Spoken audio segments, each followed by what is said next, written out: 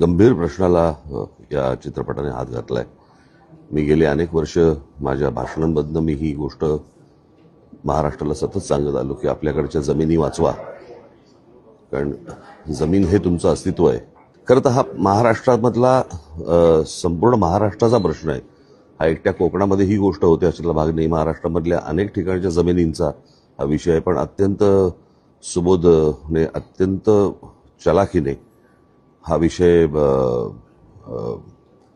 चित्रपटाच्या माध्यमातून मांडलाय आणि त्याला तो दशावताराचा त्यांनी ते सर्व रूपांमधनं ती गोष्ट आणली आहे। मी काय अर्थात चित्रपटाचं काही कथा सांगत नाहीये, पण अत्यंत उत्कृष्ट छायाचित्रण, संगीत आणि दिग्दर्शक सुबोध जरी असला तरी महाराष्ट्राने बोध घ्यावा असा हा चित्रपट आहे। प्रभावळकरांनी उत्तम काम केलं हे मला असं वाटतं अत्यंत छोटं वाक्य आहे, ते खूप मोठे आहेत आणि कमाल केले त्यांनी। बाकीच्याही कलावंत त्यांचे जे चित्रपटामधले आहेत प्रत्येकाने, महेश मांजरेकरनी उत्तम काम केलंय, साजेसं काम केलंय आणि प्रियदर्शनी ना त्यांनी सुंदर चांगलं काम केलंय। हा चित्रपट हा एंटरटेनमेंट आहेच त्याच्यात, पण म्हणून नाही पाहिला पाहिजे।